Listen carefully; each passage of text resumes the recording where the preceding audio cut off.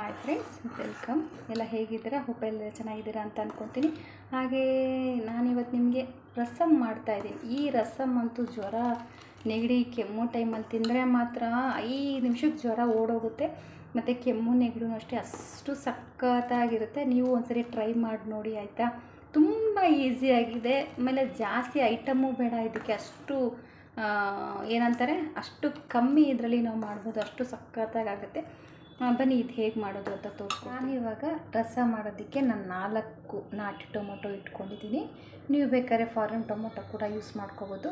ಸ್ವಲ್ಪ ನೀರು ಹಾಕ್ಕೊಂಡಿದ್ದೀನಿ. ಇದನ್ನು ನಾವು ಇವಾಗ ಬಿಸಿ ಮಾಡ್ಕೊಂಡು, ಟೊಮೊಟೊ ಚೆನ್ನಾಗಿ ಬೆಂದಿದೆ. ಜಾಸ್ತಿ ಬೇಯಿಸ್ಕೋಬಾರ್ದು, ತುಂಬ ಮೆತ್ತಗಾಗ್ಬಿಡುತ್ತೆ. ಇಷ್ಟು ಬೇಯಿಸ್ಕೊಂಡಿದ್ದೀನಿ. ಇವಾಗ ಇದು ಸಿಪ್ಪೆ ಎಲ್ಲ ತೆಗೆದುಬಿಡೋಣ, ಸ್ವಲ್ಪ ತಣ್ಣಗಾಗಲಿ. ಅಷ್ಟರಲ್ಲಿ ನಾನು ರುಬ್ಕೊಬಂದ್ಬಿಟ್ಟು ಸ್ವಲ್ಪ ಜೀರಿಗೆ ಇಟ್ಕೊಂಡಿದ್ದೀನಿ, ಮೆಣಸು ಇಟ್ಕೊಂಡಿದ್ದೀನಿ, ಮತ್ತು ಬೆಳ್ಳುಳ್ಳಿ ಸಿಪ್ಪೆ ಬಿಡಿಸಿಟ್ಕೊಂಡಿದ್ದೀನಿ, ಕೊತ್ತಂಬರಿ ಸೊಪ್ಪು ಇಟ್ಕೊಂಡಿದ್ದೀನಿ, ಹಸಿಮೆಣಸಿನ್ಕಾಯಿ ಸ್ವಲ್ಪ ಕೆಂಪಗಾಗಿತ್ತು ಅಂತ ಅದೇ ಹಸಿಮೆಣಸಿನ್ಕಾಯಿ ಇಟ್ಕೊಂಡಿದ್ದೀನಿ. ಒಂದು 4 ಇಟ್ಕೊಂಡಿದ್ದೀನಿ. ಖಾರ ನಿಮ್ಗೆ ಎಷ್ಟು ಬೇಕೋ ಅಷ್ಟು ನೋಡ್ಕೊಂಡು ಹಾಕ್ಕೊಳ್ಳಿ. ಸ್ವಲ್ಪ ಕರಿಬೇವು ಸೊಪ್ಪು ಇಟ್ಕೊಂಡಿದ್ದೀನಿ. ಬನ್ನಿ ಇವಾಗ ರುಬ್ಕೊಳ್ಳೋಕ್ಕೆ ಜೀರಿಗೆ, ಮೆಣಸು ಮತ್ತು ಬೆಳ್ಳುಳ್ಳಿ ಹಾಕಿ ರುಬ್ಕೊಂಬಿಡೋಣ. ಇದೆಲ್ಲ ರುಬ್ಕೊಬಂದು ಇಟ್ಕೊಂಡಿದ್ದೀನಿ. ಇದು ಡ್ರೈಯಲ್ಲೇ ರುಬ್ಬಬೇಕು. ಇದು ನಾನು ಟೊಮೊಟೊನ ಬೇಯಿಸಿದ್ನಲ್ಲ, ಅದನ್ನು ಸಿಪ್ಪೆನ ತಣ್ಣಗಾದ್ಮೇಲೆ ಬಿಡಿಸಿ ಇಟ್ಕೊಂಡಿದ್ದೀನಿ.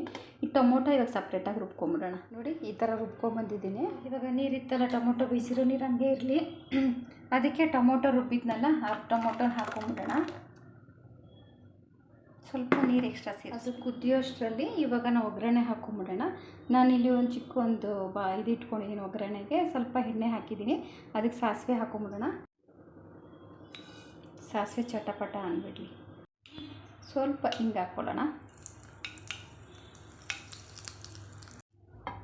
ಸ್ವಲ್ಪ ಕರಿಬೇವು ಸೊಪ್ಪು, ಮೆಣಸಿನ್ಕಾಯಿ ಹಾಕ್ಕೊಳ್ಳೋಣ.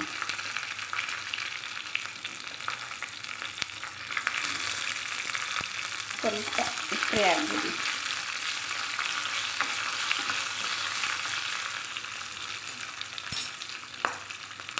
ನಾವು ರುಬ್ಬಿದ್ವಲ್ಲ ಅದನ್ನು ಹಾಕ್ಕೊಂಬಿಡೋಣ.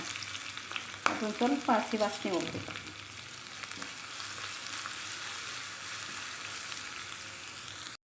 ನೋಡಿ ಎಷ್ಟು ಚೆನ್ನಾಗಿ ಫ್ರೈ ಆಗ್ತಾಯಿದೆ. ಸ್ಮೆಲ್ ಎಷ್ಟು ಚೆನ್ನಾಗಿ ಬರ್ತಾಯಿದೆ. ಒಂದೇ ಕೈಲಿ ಮಾಡ್ತಾಯಿದ್ದೀನಲ್ಲ, ಅದು ಬಿದ್ದೋಗ್ತಾಯಿದೆ. ಇವಾಗ ಗ್ಯಾಸ್ ಆಫ್ ಮಾಡ್ಕೊಂಬಿಡೋಣ. ಮಸಾಲೆನೇ ಗಮ್ ಅಂತ ಇದೆ, ಅಷ್ಟು ಸಕ್ಕತ್ತಾಗಿದೆ ಸ್ಮೆಲ್. ಇದು ಕುದೀತಾ ಇದೆ.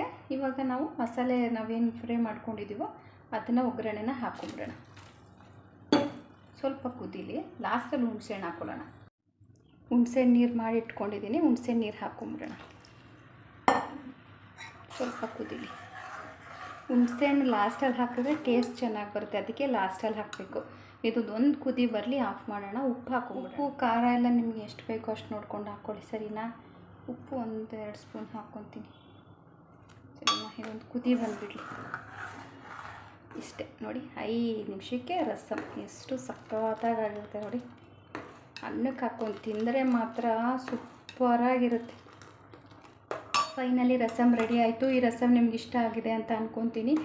ನಿಮ್ಗೆ ಇಷ್ಟ ಆಗಿದೆ ಅಂತಂದರೆ ನನ್ನ ವೀಡಿಯೋಸ್ ಹೀಗೆ ನೋಡ್ತಾಯಿರಿ, ಸಪೋರ್ಟ್ ಮಾಡ್ತಾಯಿರಿ. ನನ್ನ ಚಾನಲ್ಗೆ ಯಾರು ಸಬ್ಸ್ಕ್ರೈಬ್ ಮಾಡದೆ ನೋಡ್ತಾ ಇದ್ದೀರೋ ದಯವಿಟ್ಟು ನನ್ನ ಚಾನಲ್ಗೆ ಸಬ್ಸ್ಕ್ರೈಬ್ ಮಾಡಿಕೊಂಡು ಸಪೋರ್ಟ್ ಮಾಡಿ ಅಂತ ಕೇಳ್ಕೊತಾ ಇದ್ದೀನಿ. ಎಲ್ರಿಗೂ thank you very much. Bye bye.